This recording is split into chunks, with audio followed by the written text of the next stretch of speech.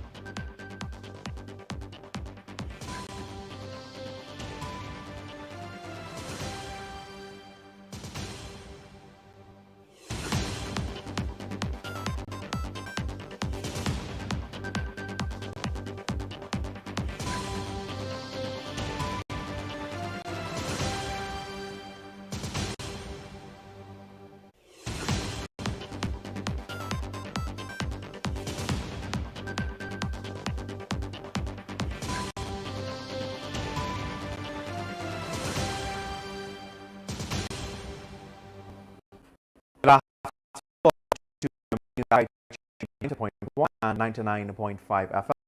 My name is Joshua Van Slykeman. We continue. Let's get to the news in details.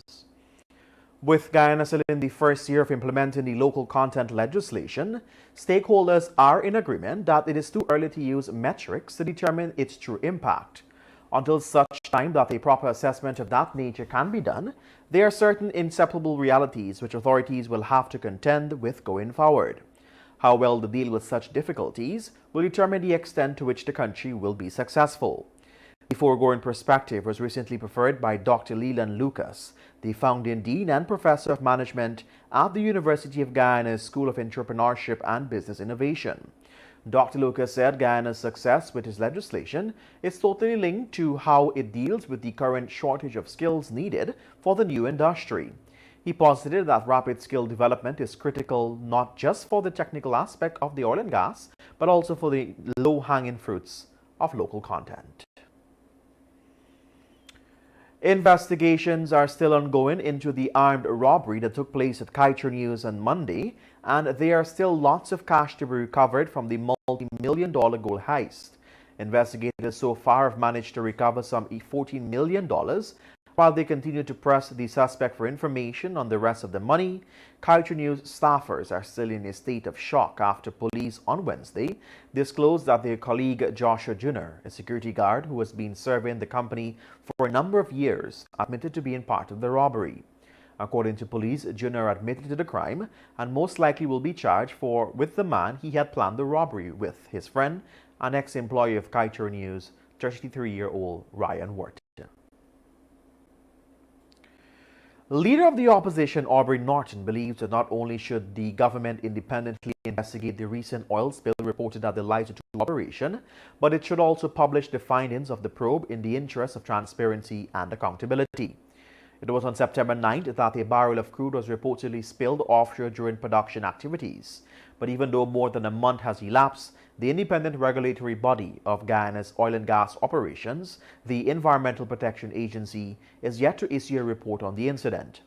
The opposition leader even called on the administration to ensure a credible investigation is carried out and reported to the people of the country, as he believes this would limit the scope for corruption. This is your main newscast on Kaieteur Radio 99.1 and 99.5 FM. We will return shortly after these messages.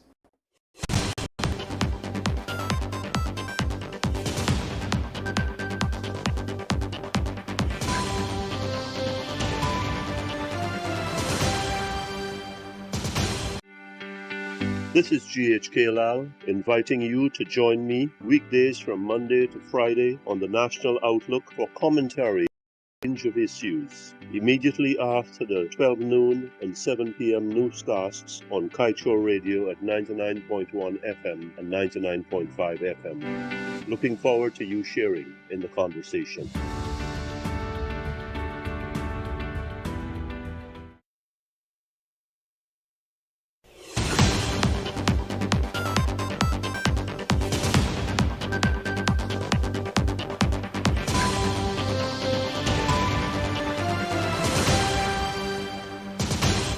Welcome back. Thank you for joining us.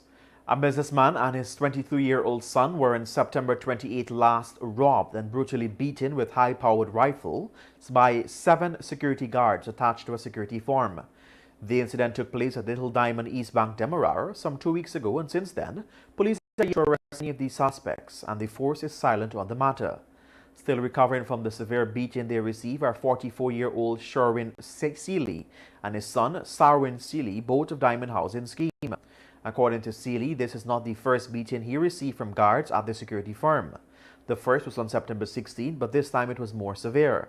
He related that he works as a lumber supplier and the beating is stemming from a dispute between him and the company over monies owed to him for some piles that he had delivered to one of its work sites in Little Diamond. Get the full details in today's Kaieteur News. The government on Wednesday signed an agreement with a private local firm to supply 686 kilowatt peak electricity equivalent to 0.686 megawatt of solar power to benefit the residents of Madia in Region 8. The Prime Minister Mark Phillips, who's responsible for power generation, made the announcement yesterday.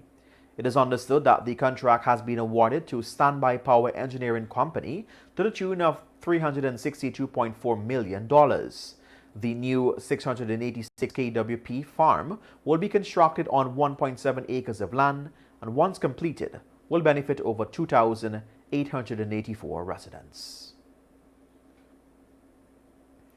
Meanwhile, the government of Guyana has finally secured financing from the Islamic Development Bank to aid in the resurfacing of the Suzaik-Linden Highway. The government had requested from the bank a $120 million loan to rehabilitate the highway, and during a visit to Linden on Monday, President Irvin Ali informed residents that the loan was approved a few days ago. The Suzaik-Linden Highway is the main road link that connects Guyana's coast to the mining town of Linden and the country's interior regions. The day before, the STEM, the Science, Technology, Engineering and Mathematics Guyana team was scheduled to leave for the 2022 First Global Challenge. The team received news that all visas applications were denied. After 2 years of virtual games, First Global is back this year with an in-person competition. The 2022 First Global Challenge will take place in Geneva, Switzerland from today to October 16, 2022 for the first time since 2019. High school students, mentors, volunteers and supporters from more than 180 countries will come together face-to-face in the spirit of global purpose, unity and collaboration. Guyana's team was scheduled to be one of the participating countries in this year's event. However, the team was met with unfortunate news. We tell you now that the Guyanese remain steadfast in their demand for the renegotiation of the ExxonMobil contract, transparency and civil rights activist Dr. Yog Mahadio has reminded that the British law firm Clyde & Co. is an independent investigation release, stated clearly that the disadvantageous position the country was in when it signed the production sharing agreement with a better knowledge of its Stabroek Block oil wealth. That should be without a better knowledge of its Stabroek Block oil wealth, I beg your pardon. The report highlighted that not only did the Guyanese government at the time wanted to know its oil bounty before signing the PSA, but it appeared that Esso, Exxon's subsidiary, pressured the administration to sign the document before revealing the Liza 2 resources. On November 3rd, 25-year-old Timothy McKenzie, a bus conductor formerly of Thomas Street, Keithie, Georgetown, is expected to be sentenced for stabbing to death of the 20-year-old Richard Noel, a fruit vendor of Keithie. On Tuesday, the mixed 12-member jury that was there for the trial returned with a not guilty verdict for the capital offense but found McKenzie guilty of manslaughter. The accused was on trial before Justice Sandil Kissoon at the Demerara High Court. Representing the state in the matter was prosecutor Montaz Ali, while the accused was being represented by attorneys at law Ezriana Stephen and Ronald Daniels. This is your main newscast right here on Kaieteur Radio 99.1 and 99.5 FM. It is 12 hours 15 in Guyana and right across the Eastern Caribbean. We now turn your attention to the page 7 of the Kaieteur News that is dedicated of being blunt. It says, we must continue to trust. Guyanese should know by now how we have been victimized by our own at Kaieteur News.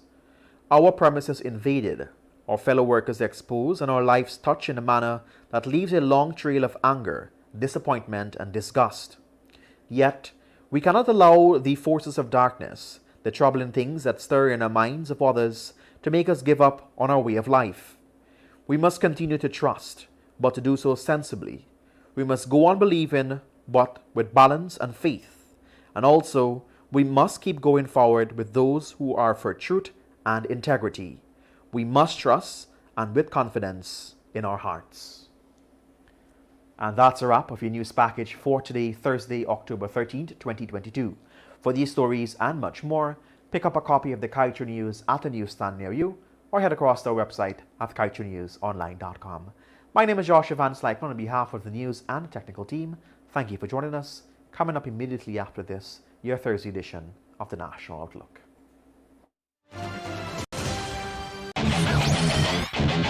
Want value for your advertising dollar? Then place your ads on Kaieteur Radio's newscasts. Streamed live on 6 different mediums, reaching hundreds of thousands.